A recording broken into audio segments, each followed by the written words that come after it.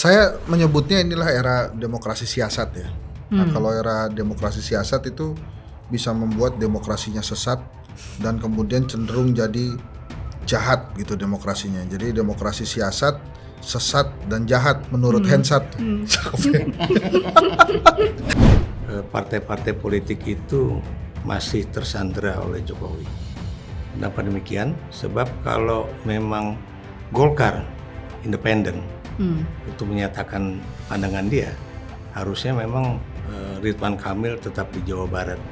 Kemudian ya semua bersiasat tadi itu, bersiasat tiap kandidat di daerah untuk memborong partai-partai jadi calon tunggal.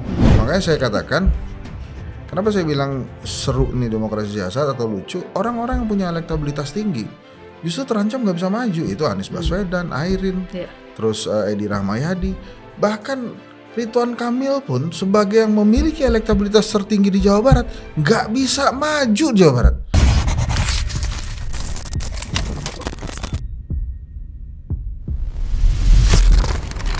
Partai Golkar resmi mendukung kader Partai Gerindra Deddy Mulyadi untuk berlaga di Pilkada Jabar. Dengan demikian, Ridwan Kamil akan berlaga di Jakarta. Lantas bagaimana nasib Anies Baswedan? Untuk membahasnya dan juga seputar isu politik lainnya, saya Yasmin Muntas mengundang pengamat politik Ikrar Nusa Bakti, pakar komunikasi politik Henry Satrio, dan politikus PDI Perjuangan Masinton Pasaribu dalam Open Minded. Pak Ikrar, Bang Hensat, dan Bang Masinton, terima kasih sudah menjadi tamu saya di Open Minded. Prof. Ikrar, seperti yang tadi saya sampaikan di opening, bahwa baru saja Partai Golkar mendukung Deddy Mulyadi, kader Partai Gerindra di Pilgub Jabar. Dan ini dengan demikian artinya Ridwan Kamil akan ke Jakarta gitu ya. Nah, menurut Pak Ikrar sendiri sebagai pengamat politik, implikasi dari dukungan itu dan dengan majunya Ridwan Kamil ke Jakarta itu seperti apa peta politik kita nanti?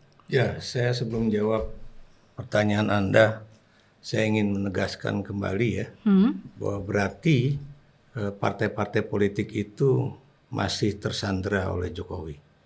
Kenapa demikian? Sebab kalau memang Golkar independen untuk menyatakan pandangan dia, harusnya memang Ridwan Kamil tetap di Jawa Barat.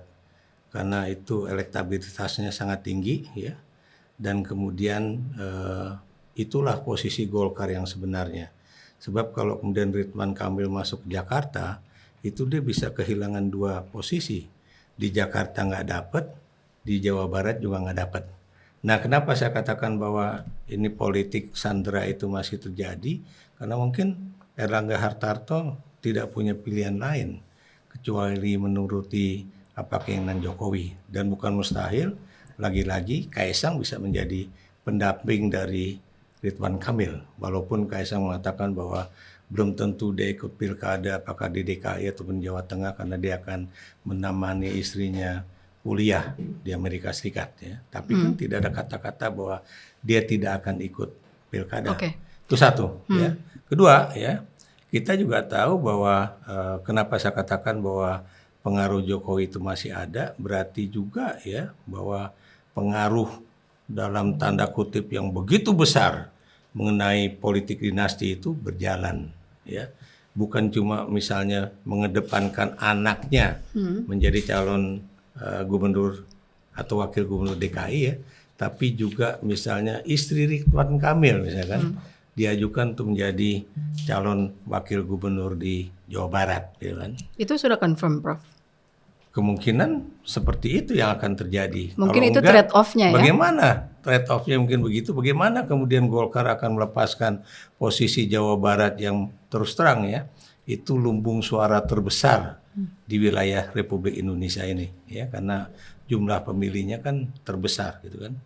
Nah, terus ketiga ya, kalau Anda tadi tanyakan bahwa bagaimana kan Anies atau yang lain-lain ya, itu juga menunjukkan betapa lagi-lagi politik sandera itu juga cukup besar karena biar bagaimanapun PKS, kemudian juga Nasdem dan kemudian PKB kan juga suka atau tidak suka nantinya akan masuk ke dalam koalisi Indonesia Maju. Ya. PKS sudah confirm kan belum ya? Yang jelas PKS sudah mendeklarasikan diri. Kalau bisa ya kita diundang lah masuk ke KIM. Dan ini Presiden PKS sendiri ya yang pidato tentang hal itu. Setidaknya mereka sudah dukung Bobi di Sumut. Betul ya, dia udah mendukung Bobi di mana Sumatera Utara, dan ini dukungan dia terhadap Bobi atau dukungan PKS terhadap Bobi itu juga terus terang menutup pintu bagi PDIP untuk kemudian bisa berdampingan dengan PKS mendukung Anies atau siapa yang akan menjadi calon gubernurnya, wakil gubernurnya. Buat saya ini sebenarnya agak mengejutkan ya, dalam artian Golkar ini kan dari kemarin emang kekeh gitu ya, pengen Ridwan Kamil tuh di Jabar, apalagi surveinya tinggi sekali, di atas 50% ya Bang Hensat ya. Jadi artinya berarti mungkin betul saja apa yang disampaikan oleh Prof. Ikrar tadi di awal, bahwa ini mungkin adalah peran Jokowi dan partai-partai politik merasa tersandera. Dan bagaimana pendapat Anda, Bung Hensat? Ya, saya menyebutnya inilah era demokrasi siasat ya. Nah, kalau era demokrasi siasat itu bisa membuat demokrasinya sesat dan kemudian cenderung jadi jahat gitu demokrasinya. Jadi demokrasi siasat, sesat dan jahat menurut Hensat tuh. Jadi dengan itu partai politik ya mementingkan kepentingan dirinya ya, dan partai politik itu sama dengan ketua umum gitu kadang-kadang. Jadi ketua umumnya menentukan nasib dirinya juga. Nah kalau kita berbincang tentang Golkar, nah ini kan sebetulnya kita harus lihat secara holistik ya, atau lebih besar gitu ya paradigmanya. Golkar kenapa kemudian ngalah Ridwan Kamil ke Jakarta? Itu karena dia percaya kadernya di sana banyak, ada Nurul Arifin, ada istrinya RK, yang kemarin membuat mereka meraih suara tertinggi kedua di bawah Gerindra waktu Pileg. Dan nampaknya Golkar melakukan ini untuk menyelamatkan Airin di Banten. Di Banten itu Airin walaupun suara atau elektabilitasnya tinggi, di atas 50% ya? Di atas 50% juga itu firm, bahkan Kedai Kopi ikutan survei. Nah itu di head to head kan dengan Andra Soni, ketua Gerindra Banten gitu ya. Nah nampaknya Golkar ingin Airin lepas dulu nih, sehingga dia melakukan trade off di Jakarta dan kemudian langsung mendukung Bobi di Sumatera Utara, padahal tadinya kan jagoannya adalah Musa Rajeksa. Nah ini memang mereka gotak-gatuk gitu, main-main catur gini, rakyat bisa apa? Kita nggak bisa apa-apa loh. Itulah jahatnya menurut saya demokrasi siasat yang berubah menjadi demokrasi sesat yang menuju jahat tadi itu. Karena rakyat akhirnya nggak dipikirin gitu. Nah PKS tadi menarik tadi, Prof. Ikrar sempat menyinggung PKS. PKS ini maunya gimana? Ya dia mau masuk lah pasti.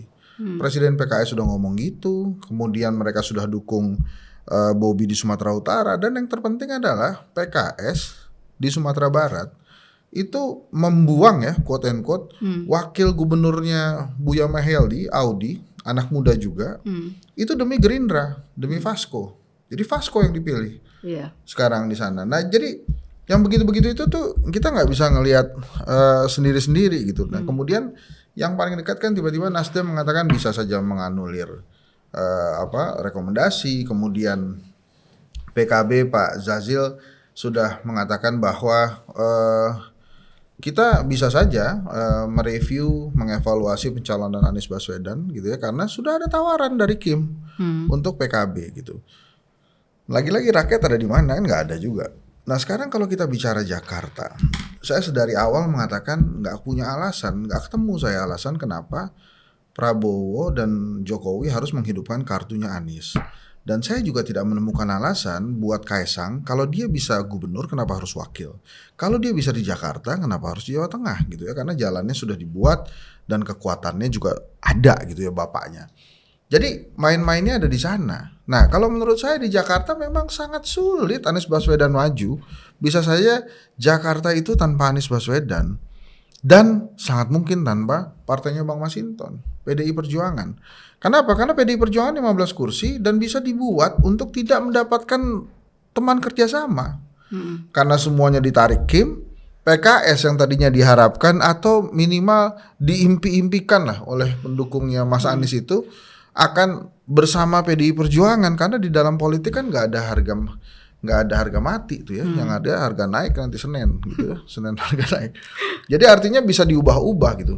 Nah, menurut saya kalau kita tarik-tarik lagi, nasibnya PDI Perjuangan ini ada kaitannya dengan perang terbukanya Pak Jokowi dan Ibu Mega.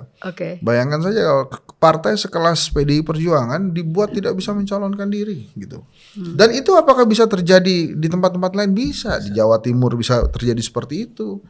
Di Jawa Tengah di Jawa Barat bisa terjadi seperti itu. Sumatera Utara bisa golden ticket PDI Perjuangan. Jadi dan menurut saya kalau dia mau mengalahkan Jokowi harus kasih itu kayak di Rahmayadi tuh.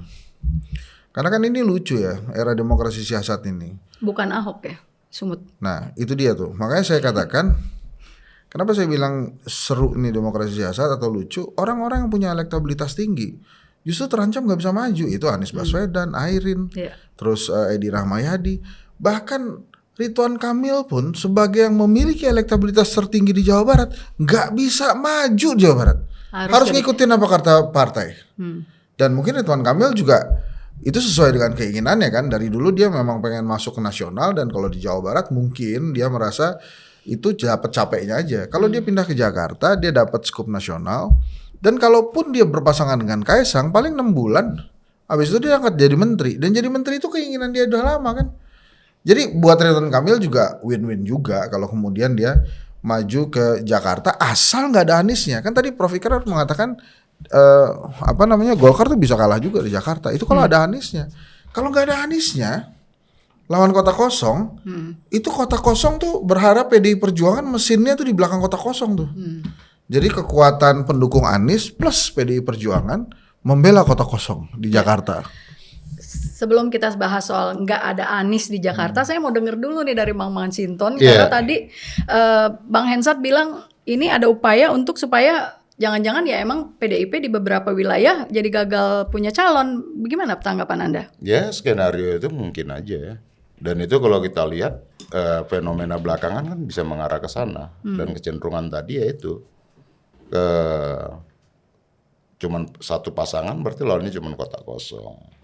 Nah, bagi kita sesungguhnya adalah bahwa dalam politik itu sah-sah saja. Nah, cuman kan keterlibatan demokrasi dan partisipasi rakyat itu ya udah semakin minim kan, dilokalisir di level elit. Nah, dengan menciptakan calon-calon tunggal gitu kan, nah itu kan minim partisipasi rakyat sudah itu. Ya karena rakyat nggak ada lagi disuguhin pilihan selain cuma satu kan itu kan, setuju atau tidak kan begitu. Nah artinya apa? Kalau kita lihat nih realita politiknya ya, kalau kayak terjadi umpama Kim Plus katanya tadi. Itu kan memang sebenarnya kan ya tergantung dari partai-partai yang plus tadi ini. Apakah menjadi bagian yang juga memberikan alternatif sodoran kandidat kepada rakyat, atau memang bagian dari yang menciptakan desain ya calon tunggal tadi. Ya dalam dalam ya politik bagi saya ya itu sah-sah saja sebagai sebuah cara. Tapi ya partai politik ya dia kehilangan ininya lah ya gigi sebagai partai politik, saluran politik rakyat, dia tidak mampu menghadirkan ya alternatif pilihan kepada rakyat. Karena apa? Justru malah ikut bergabung dengan gabungan partai-partai politik yang memang memiliki ya satu calon aja jadinya. Kan begitu jadinya. Oke. Sebelum kita taping ini, tadi sebenarnya saya sempat ngobrol juga dengan Prof Ikrar ya, Pak Ikrar. Saya kalau ngomong Prof kok jadi kebelibet terus. Pak Ikrar, oke. Pak Ikrar, tadi Pak Ikrar mengatakan bahwa Jakarta mungkin 3 poros, malah sekarang dengan adanya dukungan dari Golkar terhadap Deddy Mulyadi dan Ridwan Kamil ke Jakarta, sinyalemennya mungkin ada satu paslon atau bagaimana? Nah, bagaimana Prof Ikrar setelah melihat? Jadi ini mengkonfirmasi ya apa istilahnya itu pernyataan. Artinya gini, masih yakin 3 poros atau akhirnya seperti apa ini kondisinya? Saya terus terang baru tahu perkembangan yang terbaru itu. Makanya saya juga make up my mind gitu ya, mengubah. Kenapa demikian?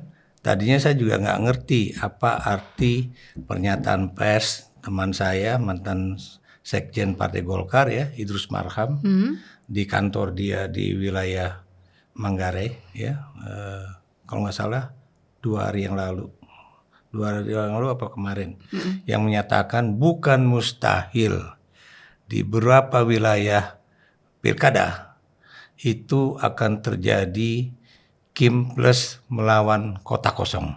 Calon tunggal ya. Nah, jadi dan itu yang kemudian kalau saya berani mengatakan ya, itu yang dulu sebetulnya pada tahun 98 itu kami bahas bersama Profesor William Liddell ya. Bagaimana kita itu mencegah demokrasi kaum penjahat ya. Jadi mendukung pernyataan apa namanya itu? Hensat tadi ya. Ini bukan cuma siasat, ini memang demokrasi kaum penjahat. Kenapa?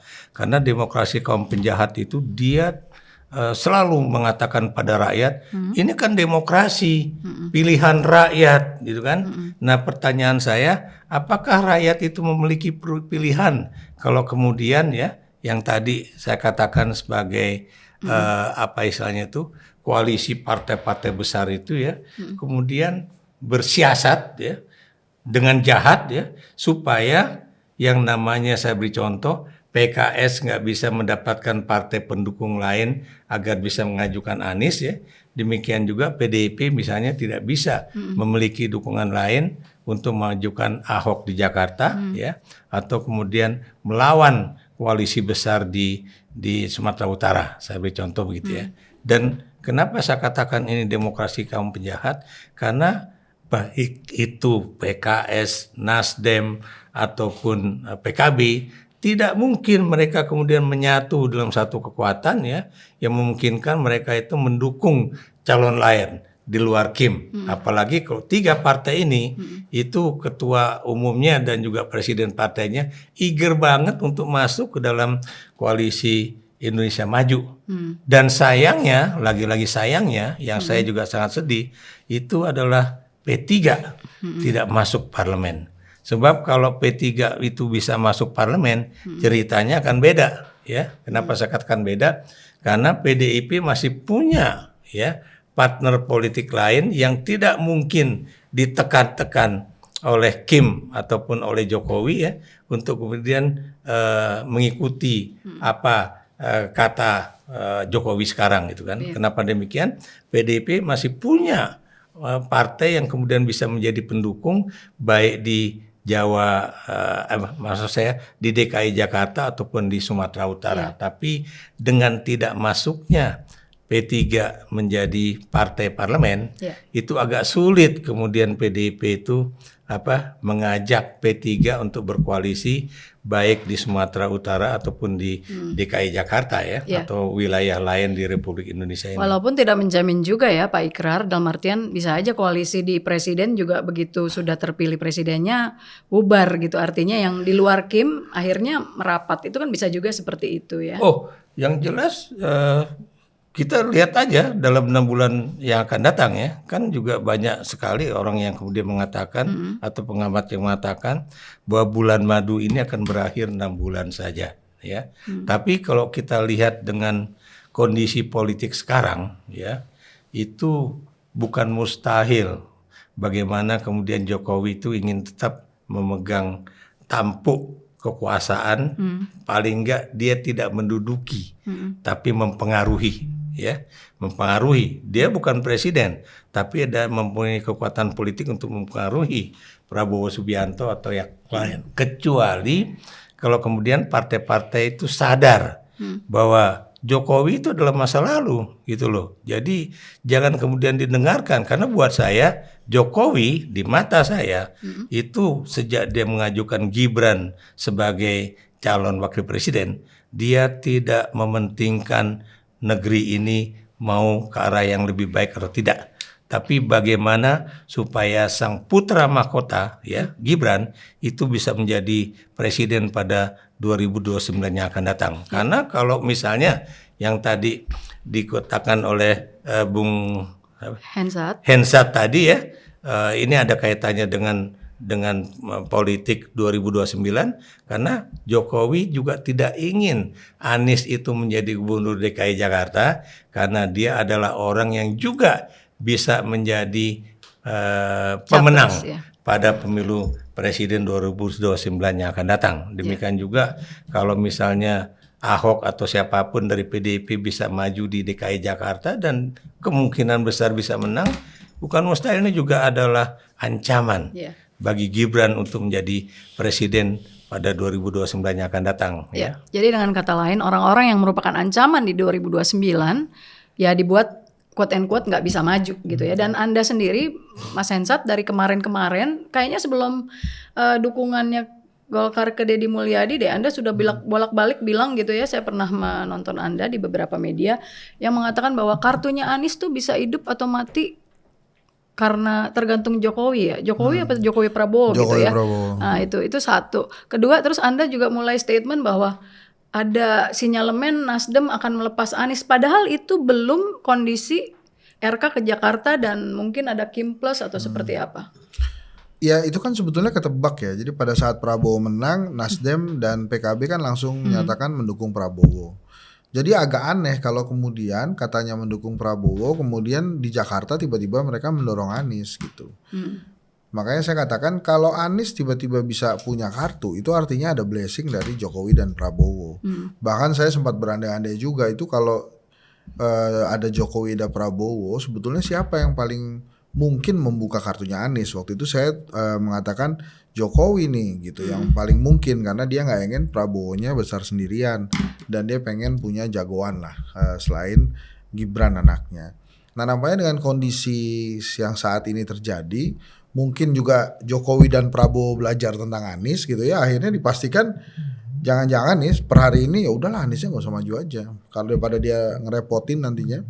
Dan akhirnya satu-satu drama itu tuh mulai juga tuh Sahroni membantah rekomendasinya Nasdem, kemudian Jazilul Fawait wakil ketua umum PKB juga mengatakan begitu gitu. Ini ada tawaran dari Kim, malah dibuka tuh ada tawaran dari Kim yang sedang kita pertimbangkan dan bisa saja rekomendasi dari PKB Jakarta itu akhirnya tidak terjadi. Jadi padahal rekomendasi PKB Jakarta kan Anies Kaisang, artinya sebenarnya udah bawa-bawa Kaisang. Iya, udah bawa-bawa Kaisang kan, Kaisangnya nggak diapa-apain sama PKB-nya.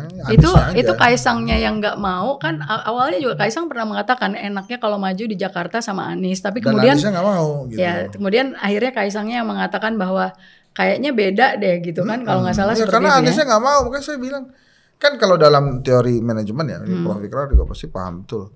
Ada yang namanya must sama wants, harus dan ingin. Anda mau punya mobil, must-nya tuh apa? Oh, mobilnya bisa jalan, adem gitu ya. Kemudian ada sound system-nya misalnya, itu must-nya. Jadi yang dicari ya mobil yang seperti itu. Wants-nya apa? Warnanya hitam atau merah atau kuning gitu ya. Kemudian velgnya pakai velg racing, itu adalah wants-nya. Nah, Anies ini must-nya apa dulu? Kalau must-nya adalah maju ke Jakarta, ya. Ini mohon maaf, kesampingkan dulu etika moral Anda, ya udah bersama Kaisang. Apalagi Mas Anies pernah bilang lebih baik minta maaf daripada minta izin kan? Ya ntar aja deh, mohon maaf nih sama pendukungnya mungkin ya. Adanya ini nih, tapi kan sekarang udah jauh nih, udah repot. Kaisangnya udah dijadiin akap tuh sama Pak Jokowi antar kota antar provinsi kan, coba Depok, coba Jakarta, coba Jawa Tengah gitu. Di Bekasi diputer, Surabaya bahkan sempat ada. Diputer aja tuh. Nih yang cocok yang mana belum diputuskan. Tapi Anissa sendiri dia sekarang terjepit. Berani nggak dia pergi ke Pak Prabowo, pergi ke Pak Jokowi? Sumpah nih demi apapun gitu ya, kayak anak-anak Gen Z kan gitu. Sumpah demi apapun nih. Pokoknya kita oke lah gitu. Apa syarat-syarat yang harus saya tanda tangani oleh Pak Prabowo dan Pak Jokowi ini saya iakan. Gak maju di 2029 misalnya gitu. Ya begitulah. Jadi dan sekarang kan walaupun kita katakan bahwa secara ideal harusnya Anies, Ganjar itu membina, yang Ganjar membina 16%, yang Anies membina yang 34 atau 36% itu gitu ya.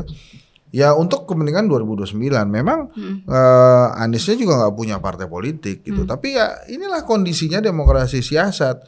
Masing-masing ketum itu tersandra dan nggak pengen dirinya sengsara. Ini masalah ketum aja kan. Erlangga takut sama Jokowi gitu ya. takut juga sama Pak Prabowo gitu. Nah yang lain-lain ikut-ikutan takut gitu. Ada bercandaan-bercandaan ketua parpol tuh. Pokoknya saya kasih rekomendasi buat Anies asal mau sama anak saya. Nah itu kan gitu-gitu lucu-lucuan lagi tuh. Itu Partai Amanat Nasional. Itu asli dibecandain demokrasinya rakyat tuh. Buat rakyat nggak penting, yang penting anak gua nih. Kalau lo mau sama anak gua kasih kan. Masa gitu banget sih politik kita sekarang tuh. Jadi ya memang nggak ada sehat-sehatnya. Jadi kalau William Bloom pernah mengatakan bahwa dosa terbesar Amerika Serikat telah mengekspor demokrasi ke negara-negara yang belum siap demokrasi, Indonesia saya rasa belum siap berdemokrasi. Kenapa? Pada saat ada bansos yang tidak wajar kemudian jadi menang.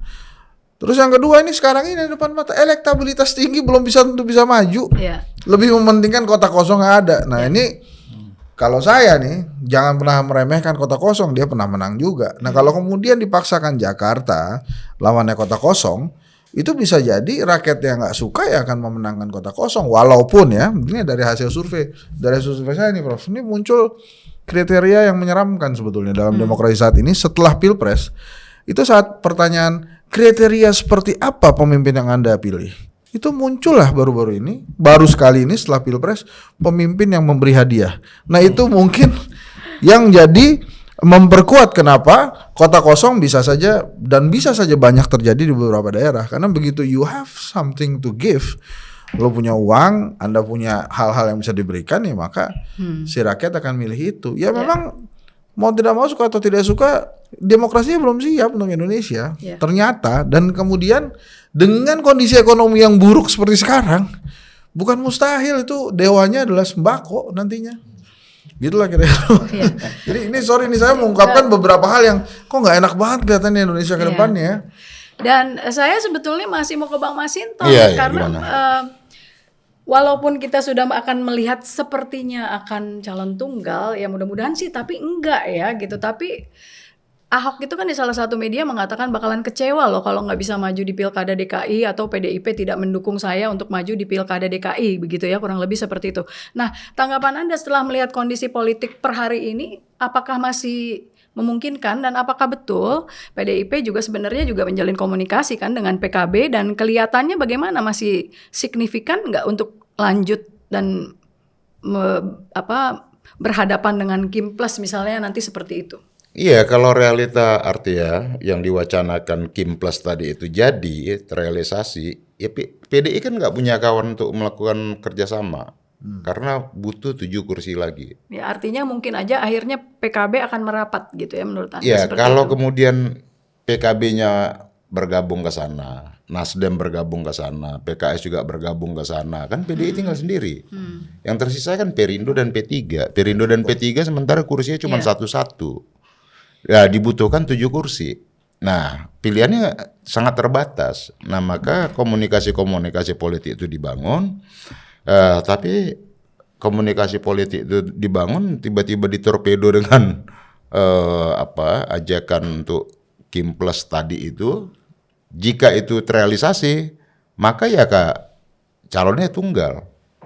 Ya kita paling menyampaikan ke rakyat. Ya kita nggak punya pilihan lain ya selain mendukung kotak kosong tadi, ya kan itu bersama rakyat artinya.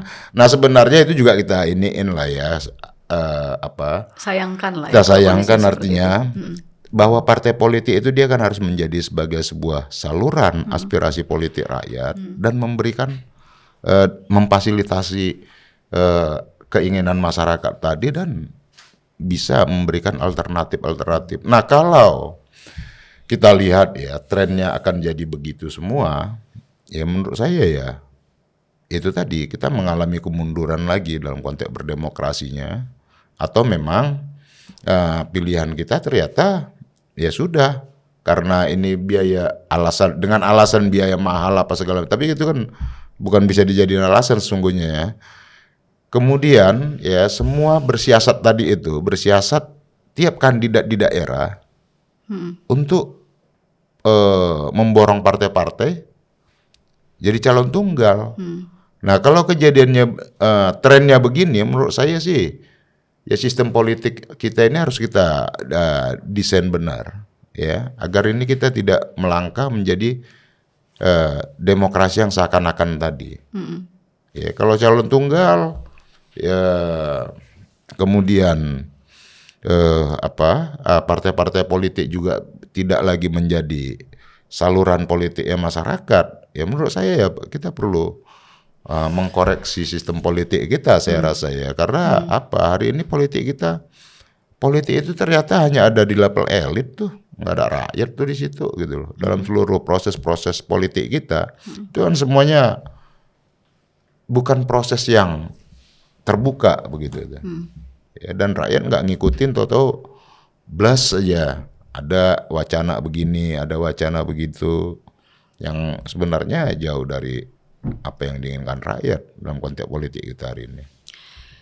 Saya mau lanjut juga apa yang disampaikan oleh Bang Masinton itu mungkin sejalan juga dengan statement atau pidato Bu Mega ya di acara Perindo beberapa hari lalu yang mengatakan kurang lebih ya, kok kami kayaknya seperti itu ya narasinya, kami kok diperlakukan seperti ini, dan Bu Mega bilang kalau sampai Pak Hasto itu ditangkap atau ditahan gitu, saya akan samperin Kapolri dan sebagainya, dan oleh banyak orang itu dianggap sebagai statement menyatakan quote and quote perang terhadap Jokowi. Artinya Anda sendiri melihat itu seperti apa? Apakah karena kondisi-kondisi merasa bahwa nih kayaknya PDIP akan dibuat nggak bisa nyalon nih di sejumlah daerah gitu, jadi ya Bu Mega bersikap seperti itu? Ya bukan menyatakan perang lah ya, tapi artinya itu dari pengamat lah statementnya. Ya artinya bahwa yang disampaikan Bu Mega tadi kan fakta, ada kecenderungan begitu ya. Ya Bu Mega merasa ya kalau sikap politik saya yang mau disalahkan, ya saya aja, kan gitu. Jangan di lingkaran-lingkaran saya, kira-kira gitu. Nah kalau memang untuk tujuan penegakan hukum, ya penegakan hukum itu jalankanlah sesuai prosedur ya, berdasarkan alat bukti dan lain-lain. Nah bukan kemudian memainkan ya kapan perlu dipanggil, kapan perlu ya salah satunya diopinikan apa segala macam gitu. Nah jangan ditarget juga lah gitu loh. Hukum itu kan jangan pandang tebang pilih begitu loh. Nah ya Bu Mega menyampaikan itu. Nah kemudian apakah itu dianggap sebagai sebuah perang? Menurut saya tidak. Bahwa itu adalah kesiapan lahir batin Bu Mega memperjuangkan sesuatu yang diyakinin itu benar buat bangsa ini, kira-kira gitu. Nah beliau juga akan menyampaikan bagaimana penegakan hukum kita seperti itu. Ada 7 poin lah kurang lebih yang disampaikan Bu Mega di acara itu. Betul. Nah artinya itu apa? Bahwa apapun hari ini kan kalau sebagai sebuah fakta ya harus disampaikan, sebagai sebuah koreksi evaluasi kita ya harus kita sampaikan. Seperti itu gitu. Ya. Kalau Mas Hensat melihat statement Bu Mega itu apa? Artinya apakah dalam konteks bahwa Bu Mega ngomong seperti itu ya karena Bu Mega adalah salah satu atau satu-satunya ketua umum partai politik yang tidak bisa dikendalikan oleh Presiden Jokowi, atau seperti apa? Ya itu kan keprihatinannya seorang Megawati ya. Apapun itu kan Jokowi yang membesarkannya. Nah, maksudnya dari narasi kenapa kami diperlakukan seperti ini, kurang lebih seperti itu. Iya, Pak Jokowi itu kan yang membesarkan Ibu Mega. Kalau Pak Jokowi dan pendukungnya nggak mengakui itu, karena dianggap yang milih itu adalah rakyat, ya tanpa rekomendasi Bu Mega kan juga nggak bisa maju juga. Tapi itu ya sudah lah. Tapi di awalnya menurut saya mungkin Bu Mega merasakan ketidakadilan ya, dan kemudian mungkin dia juga merasakan bahwa seharusnya PDI Perjuangan itu tidak dibeginikan. Memang kan runcing sekali. Bu Mega adalah yang menggagalkan rencananya Pak Jokowi untuk 3 periode.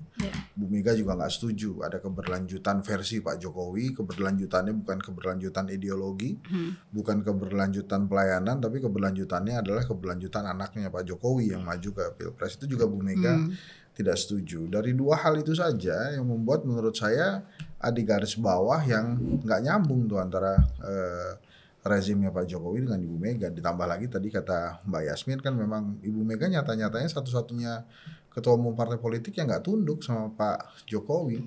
Makanya kemudian Bu Mega bertanya, terus salah saya apa? Kan saya cuma ngikutin peraturan. Nggak boleh 3 periode, ya emang nggak boleh kan, peraturannya begitu, bukan mau-maunya saya. nggak boleh keberlanjutan dinasti politik, nepotisme, dan memang begitu kan semangatnya reformasi ya seperti itu. Terus partai politik yang nggak bisa tunjukin, ini memang partai politik kan harusnya independen, dia punya garis batas sendiri dengan negara, emang negara nggak boleh ikut campur itu. Dan Ibu Mega bagian dari sejarah yang merasakan bagaimana pemerintah pernah mau intervensi partainya di kasus Kuda Tuli itu Iya, tahun 27 96. Juli. Nah makanya kemudian 97, makanya kemudian 96 97 berdiri PDI Perjuangan kan? Ya 96 betul. 97 berdiri PDI Perjuangan, makanya intervensi-intervensi. Soalnya ini wartawan yang ikut ngeliput Oh, Kuda 96 Tuli. waktu itu ya. Ya, Kuda Tuli, PDI, kemudian 97 dari situ tuh lahirlah PDI Pro Mega. Iya, dulu itu kan 99 iya. jadi PDI Perjuangan. Dulu itu kan ada dualisme PDI. PDI Suryadi dan Iya. PDI Mega. Lalu ada dulu namanya mimbar bebas tuh di kantor di Menteng di Ponegoro itu. Lalu kemudian terjadi Kuda Tuli tahun 96. 27 Juli. 27 Juli. Nah itu makanya hal-hal seperti itu tuh membuat Ibu Mega besar karena sejarah. Gitu. Mungkin juga Pak Jokowi nggak ngerti Kuda Tuli itu apa, dia nggak tahu juga dia lagi ada di mana waktu itu kan. Tapi anyway, apa yang dilakukan Ibu Mega itu mestinya jadi keprihatinan kita semua. Karena kan banyak orang mengatakan Ibu Mega mengintervensi Jokowi. Kalau yang jelek-jelek ini pasti gara-gara Bu Mega. Tapi kan ternyata sekarang justru kita harus melihat bahwa ya Megawati Soekarno Putri itulah tiang pancang demokrasi itu masih terjaga di Indonesia. Tapi yang keren dari semua itu Pak Prabowo nggak pengen ikut campur dalam perseteruan antara Jokowi dan Megawati. Dia ketemu Putin aja lah. Itu canggih juga tuh Pak Prabowo. Jadi maksud saya adalah, jadi pada saat Ibu Mega berkata itu di Perindo, dan Perindo menurut saya berani juga ya undang Anies dan Ibu Mega situ. Itu ya merupakan hal yang menurut saya harus diperhatikan oleh rakyat Indonesia bahwa saat ini demokrasi itu tidak baik-baik saja, penuh siasat, mendekati sesat dan bisa jadi jahat. Nah itu yang harus hati-hati. Apa yang akan terjadi nanti pasca 20 Oktober pada saat Pak Prabowo menjadi presiden misalnya. Pak Prabowo dari awal ingin merangkul semua, gitu ya. Semuanya kalau bisa jadi satu lah. Kalau yang nggak setuju ya minggirnya nontonnya di pinggir jalan, jangan ganggu kita karena kita mau bangun negara. Ya karena kalau semuanya nonton aja, diem aja tidak memberikan masukan kritis, justru kasihan negaranya. Tapi memang banyak yang berharap lah Pak Prabowo tidak seperti Jokowi. Tapi kita juga boleh pesimis juga karena di samping Pak Prabowo ada anaknya Jokowi. Jadi ya apa yang terjadi di pilkada ini adalah cerminan bahwa tidak ingin rezim ada kekuatan-kekuatan yang tidak bersama dia itu memiliki kekuasaan. Mungkin Jakarta tidak bisa menjadi ladang baru kekuatan PDI Perjuangan. Tapi PDI Perjuangan kan nggak cuma di Jakarta. Bali kemungkinan menang. Atau ya rezim cukup puas dengan meniadakan PDI Perjuangan di Jakarta dan Jawa Tengah misalnya. Karena Bali namanya sulit sekali, di Sumatera Utara masih 50-50, di Jawa Barat juga masih 50-50 gitu. Tapi di daerah-daerah lain PDI Perjuangan menurut saya akan sulit tergerak. Tapi kalau kemudian semua ini demi membunuh PDI Perjuangan, ya nggak gitu juga lah.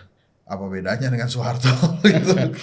Ketakutan sama Megawati. Ya makanya zaman Soeharto sudah terjadi dualisme PDI gitu kan. Sekarang masa mau terjadi hal yang kurang lebih sama seperti itu. Misalnya seperti itu. Nah Pak Ikrar, Anda melihat ini seperti apa? Apakah upaya untuk membunuh PDIP? Oh iya, jadi saya mungkin ingin memperbaiki yang tadi persoalan Bali ya. Saya baru pulang dari Bali itu hari Kamis kemarin. Dan peta politik di sana berubah total, ya. Kenapa demikian ya? Karena Iwayan Koster juga belum tentu bisa menjadi calon gubernur dari PDIP. Kenapa demikian ya? Propaganda anti Koster itu besar-besaran dari kalangan baik itu Golkar ataupun Kim ya. Kenapa demikian? Sama seperti serangan terhadap Ganjar ya, bahwa Koster itu tidak mengerti masyarakat Bali katanya, bahwa masyarakat Bali itu kan pengen orang Indonesia tuh masuk ke dalam pertarungan persepak bolaan internasional, kasus U21 tuh loh. Seakan-akan Israel. karena kan cuma Koster dan Ganjar yang menyatakan Israel nggak boleh datang ya karena masih ada persoalan dengan Palestina dan sebagainya. Tapi sekarang itu kan menjadi suatu godokan politik yang negatif terhadap Ganjar dan Koster, bahwa seakan-akan dua orang ini termasuk Megawati tidak mengerti bahwa yang namanya bola itu adalah olahraga yang sangat dicintai rakyat Indonesia. Saya bilang bahwa biar bagaimanapun bola ya, tapi persoalan prinsip di dalam kalimat pertama pembukaan Undang-Undang Dasar 45 itu adalah suatu hal yang sangat sakral ya. Soal penjajahan ya. Kemerdekaan itulah hak segala bangsa. Dan karena itu penjajaan di muka bumi ini harus dihapuskan. Gitu. Jadi itu yang ini. Ini Koster juga lagi dikecilkan supaya dia nggak bisa maju sebagai calon gubernur Bali. Dan kembali ke persoalan yang ini ya, kalau Anda perhatikan juga ya, itu saya juga nggak ngerti kenapa Jokowi kok begitu sadis kalau menurut saya ya. Sadisnya ingin membunuh PDIP. Saya potong sedikit, Prof. Prof Ikrar kan sudah ada di zaman sebelum reformasi ya. Artinya Anda melihat yang dilakukan Soeharto terhadap PDI dan yang dilakukan Jokowi terhadap PDIP saat ini, mana yang lebih sadis? Kalau buat saya lebih sadis sekarang. Kenapa? Soeharto tidak pernah menentang PDI ya untuk maju dalam pemilu. Walaupun Soeharto selalu menetapkan PDI tidak boleh menjadi pemenang kedua ya atau peroleh suara kedua di dalam pemilu era Soeharto. Saya beri contoh ketika Mega masuk ke dalam PDI tahun 85 kalau nggak salah ya. Itu PDIP ketika angkanya melonjak tajam mengalahkan P3, tapi tetap suara P3 harus di atas PDI. Jadi itu contohnya. Tapi Soeharto tidak pernah melarang PDI untuk ikut di dalam pemilu. Sekarang coba Anda lihat ya. Sekarang yang terjadi di Jakarta dan di paling enggak Sumatera Utara, menurut saya ini adalah senario Solo. Senario Gibran 2019. Apa yang saya katakan senario Gibran 2019, bahwa Anda tahu di dalam Pilkada Solo 2019 tidak ada yang menantang Gibran dari partai-partai politik. Ingat ya. Bahkan itu diciptakan calon independen yang dalam tanda kutip boneka. Itu kalau Anda baca dari tirto.id jelas kalimatnya adalah untuk menjaga stabilitas politik dan ketenangan politik di Surakarta atau Solo dan mencegah terjadinya suatu instabilitas politik dan gangguan terhadap stabilitas keamanan di kota Solo. Makanya perlu Gibran itu memiliki penantang dan makanya diciptakanlah penantang yang adalah seorang tukang jahit. Intinya bukan mustahil untuk kasus Jakarta dan juga kasus di Sumatera Utara, karena ini adalah suatu provinsi besar dan juga kemudian sangat disorot oleh bukan cuma orang Indonesia, tapi juga pengamat-pengamat politik asing. Itu pastinya akan diciptakan ya, itu adalah calon boneka. Jadi tidak 100% pernyataan Idrus Marham itu benar bahwa akan ada banyak kotak-kotak kosong di dalam Pilkada 2024 ini ya, akibat dari tidak adanya pesaing dari Kim. Karena saya yakin Kim akan berupaya untuk membangun calon-calon boneka. Nah, kalau buat saya kalau udah begitu terjadi, pilihannya tinggal dua bagi rakyat.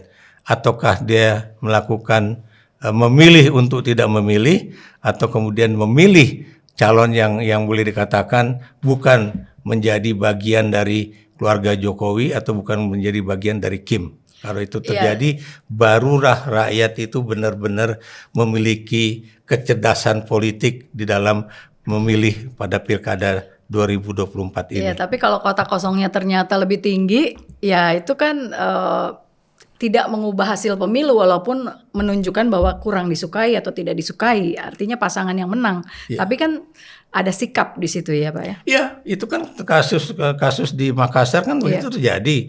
Kota kosongnya menang, tapi kemudian tetap aja pemerintahnya dilantik 1 tahun kemudian kalau nggak salah ya. Itu. Tapi paling tidak ya, kita harus memberikan pelajaran kepada rakyat ya, bahwa jangan sampai Indonesia itu masuk ke dalam suatu tirani mayoritas, ya. Sebab kalau tirani mayoritas ini dibiarkan, itu siapapun yang akan menjadi Presiden Republik Indonesia, dia akan memiliki suatu kekuasaan sebagai seorang tiran, ya.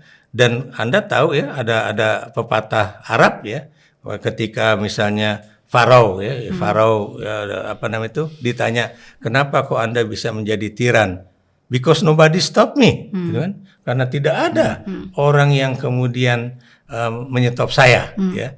Dan dalam kaitan ini ya, saya mendukung pernyataan dari Rocky Gerung ya, dan juga pernyataan Anda tadi yang menyatakan bahwa hanya Megawati yang berani melawan Jokowi, gitu kan? Kenapa demikian? Ya kalau kata Rocky Gerung kan dia adalah seorang wanita yang pokoknya fun, terus kemudian memiliki keberanian dan kemudian biar bagaimanapun dia punya rekam jejak politik yang baik di dalam politik Indonesia. Ya, tapi saya sedikit mau menindaklanjuti yang disampaikan Mas Hensat nih. Tadi soal paling 6 bulan kalau RK Kaisang terus mereka menang, terus RK jadi menteri. Terus Anda melihat ke situ arahnya?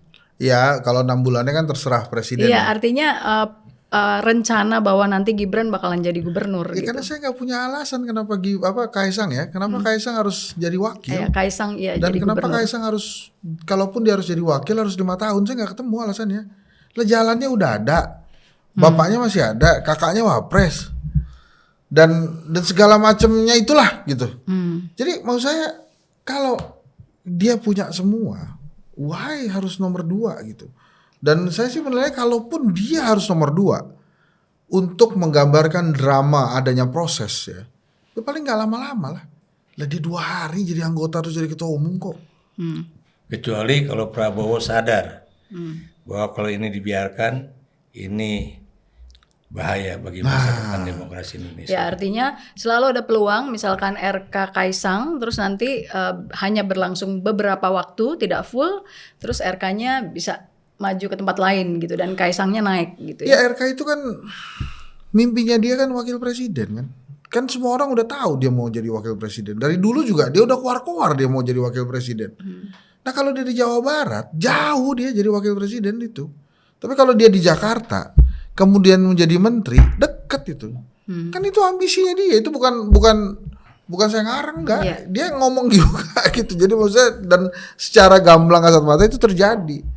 Dan dia udah pamit lama dari Jakarta. Sebelum gonjang-ganjing ini dari Jawa Barat, sebelum gonjang-ganjing ini ada kan dia sudah pakai baliho yang segala macam, mau ke Jakarta, ini mau ke Jakarta gitu.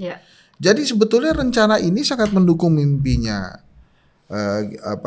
Ridwan Kamil gitu. Jadi kalau kemudian dia memutuskan ke Jakarta, apalagi ada kesempatan jadi menteri gitu ya, dia akan ambil itu. Nah Anies gimana? Udah lupain Aniesnya jadinya sekarang. Gitu dia menurut saya gara-gara 11 dari 100 itu tuh makanya jadi repot tuh dia urusannya. Pada saat dia minta maaf kemarin, saya setuju tuh. Minta orang minta maaf ya dimaafin. Tapi kan ibarat pohon ya, dia udah maku pohon tuh terlalu banyak tuh, jadi bolongan-bolongannya tuh udah kebanyakan tuh. Itu sejarah mencatat sendiri tuh, rakyat mencatat sendiri. Nah kenapa saya katakan trauma? Ini dia minta maafnya untuk yang kemarin atau yang ke depan? Kalau dia minta maafnya untuk yang belum dia lakukan, itu ngeri loh. Dia mau ngapain lagi di negeri ini nih? Gitu loh. Sementara jadi, udah memaafin duluan di depan. Iya, dia minta maaf duluan gitu ya. Terus minta maaf ya, jelek begitu kan, gini nggak seru kan. Jadi maksud saya